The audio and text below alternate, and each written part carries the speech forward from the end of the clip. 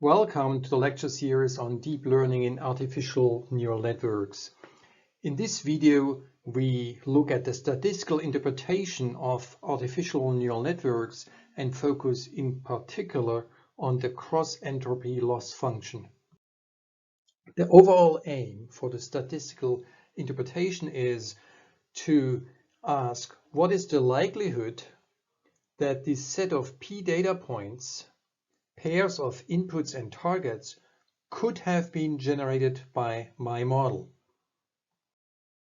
And as a model, we will use an artificial neural network where we put in the input data at the entrance level, then it goes through 1 or 2 or 3 intermediate layers, and finally we have an output that I call y hat. It's a single output unit, so y hat 1 is the only output. And then for our statistical interpretation, we need to say, well, let's imagine that this value y hat is used to generate targets by the network, which I call t hat. So if I applied input x mu, it would generate a target t hat mu, and it generates this predicted labels by saying y hat is the probability to generate a z equal plus 1. And for the sake of simplicity, I don't want to write each time t hat mu, I just write z. So this is the label generated by my model for this input x. So this is my first equation, 1a. But what is y hat? Well, y hat is, and let's look at this output here. The output is generated as a function of sum over all weights, wi, in the second layer.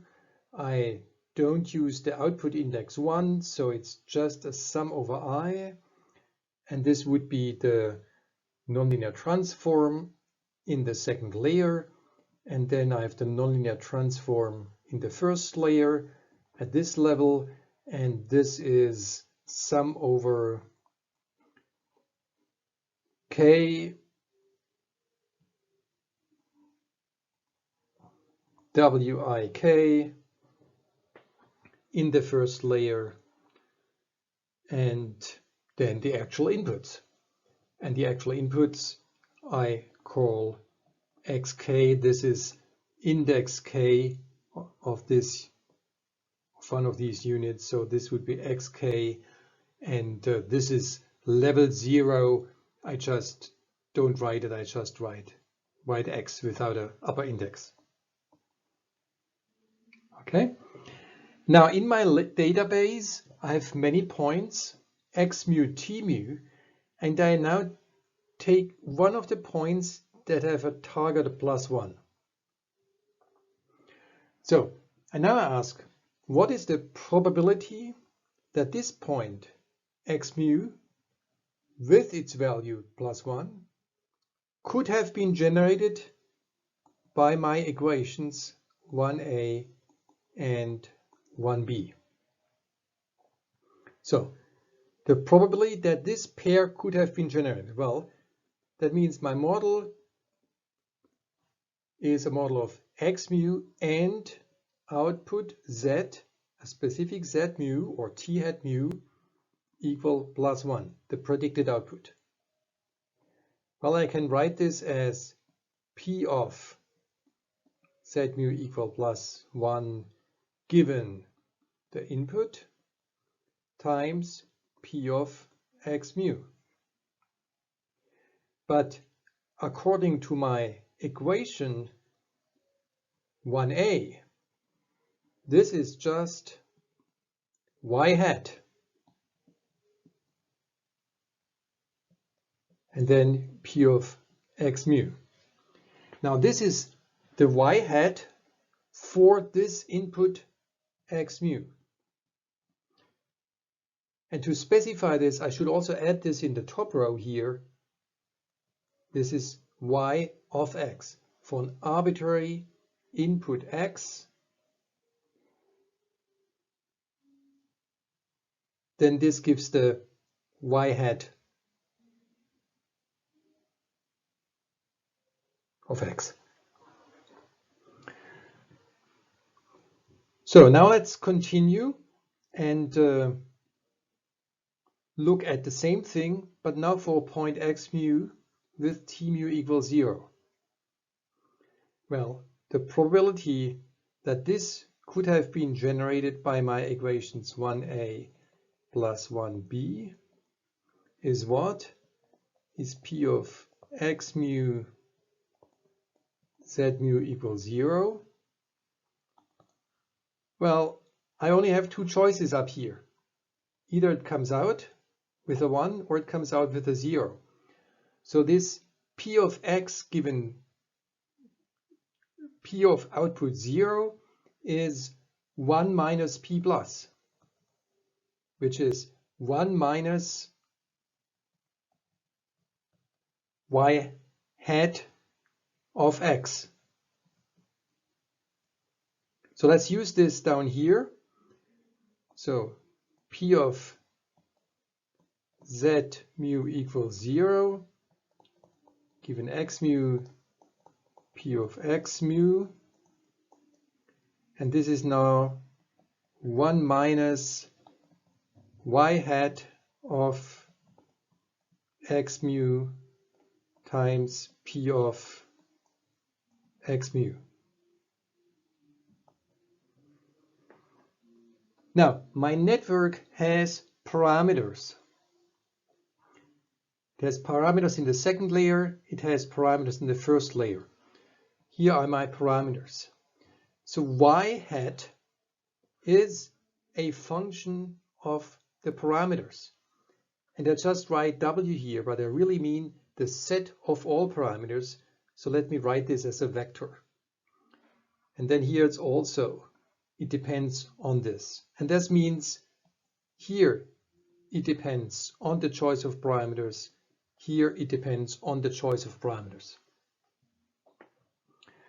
So now we have terms that depend on the parameters here and here.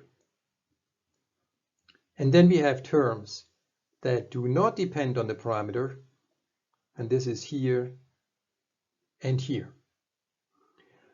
So this is now for a point with x mu, t mu equal plus 1, I have this formula here. For a point with x mu, t mu equals 0, I have this formula here. This describes the probability that these points could have been generated by my model, and my model is characterized by these two equations.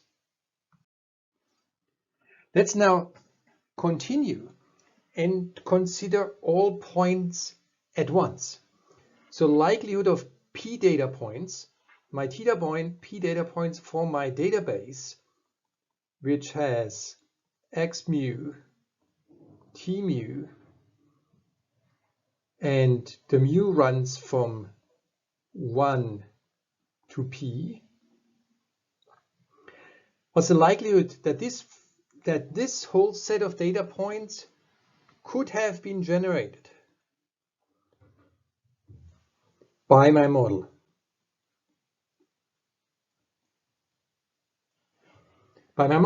So P of full database. Well, but that means generating all the points. Well, we had points which had a t mu equal plus 1. And for these, the probability of generating the point was just y hat of x mu. So this is true for each of the points. If we can consider the points as independent, then this is a product of all points in this class, and the class is the positive examples, which means points with t mu equal +1. So for all these points, we have this formula. And then we have the other points, the points that are not in that class, which means these are exactly the points which have a t mu equals 0. And for these, we have a 1 minus y hat of x mu. And again, it's a product over all these terms. And then for each of the two cases, we have had extra terms that just say p of x mu. And so this is now a product over all points and just all points mu. Okay, now let's continue a little bit. This looks like an interesting condition, but it's complicated to write. So this first product is over all points in the class. The second product is over all points not in the class. Now let's do the following trick. I want to write it as a product over everybody, just mu, but then I have to put in the condition somewhere else. And this is how I propose to do it. I now take the whole thing to the power of t mu. So if t mu is equal +1, great, then it's to the power of 1, so it's just this term. Fine. If t mu is to the power of 0, well, then this doesn't continue. This doesn't contribute. Let's do something similar now for the second term. So always inside here, I now write 1 minus y hat of x mu. And now let's try this. 1 minus t mu. Well, if t mu is 0, then 1 minus 0, that gives 1. Then I have this term to the power of 1, but that's exactly what I want. Then I have this term. If t mu is 1, then 1 minus 1 gives 0. Something to the power of 0 always gives 1, so this term wouldn't contribute. So this is just a rewrite trick to make sure that the if conditions can be written down in a very compact manner. And then I simply copy this term over here. So this was the likelihood that the whole set of p input-output pairs, which means my whole data set, could have been generated by the model. That's the likelihood. Now let's look at the log likelihood.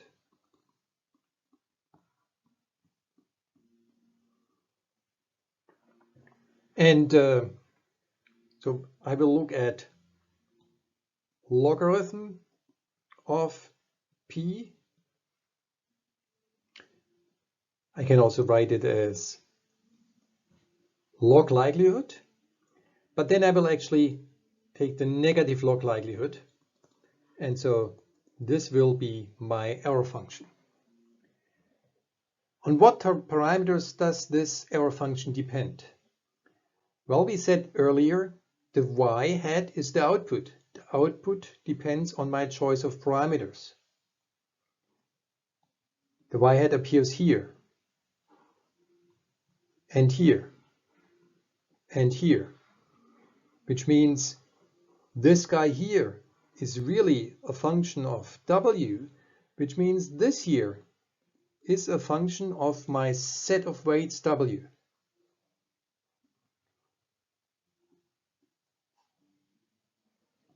Okay, now let's multiply this out. This was the likelihood. We want to take the logarithm of the term up here. Let's do this. Now, the product here turns into a sum over all patterns. Then I have a logarithm of something to the power of t mu. Well, this just gives t mu in front, and then the logarithm of y hat of x mu plus the second term. Well, we have this 1 minus t mu up here, which moves down, 1 minus t mu, and then I have the logarithm of 1 minus y hat of x mu. And then I have this term, which I write down here, which is minus sum over mu logarithm p of x mu. Now let's look at the dependence upon the parameters w. The w, well, t doesn't depend on w. The output depends. The output depends. The data itself does not depend. So if I minimize this with respect to w, then this means that this term here is just a constant. I can cut it out. What remains is called the cross-entropy error function or cross-entropy loss function. The term entropy comes from the similarity to quantities that one encounters in information theory. Logarithm of y, so t mu logarithm y, 1 minus t mu logarithm 1 minus y is typically the entropy of a binary distribution, or the cross entropy of a binary distribution. So let's summarize. We started off with a neural network that takes an input, maps it to an output. We conceptually added this extra module to generate labels, pseudo-targets, predicted targets with a model. And then we said, well, we are in a statistical framework now. Let's look at a maximum likelihood approach, apply this to neural networks. And we do this by minimizing the negative log likelihood. And if we do this, then what we find is the cross-entropy error function. In other words, for a classification task where it's a single yes-no task, the cross-entropy loss is the natural error function. So if you have a classification task of this type, well, better use the cross-entropy function as a loss function.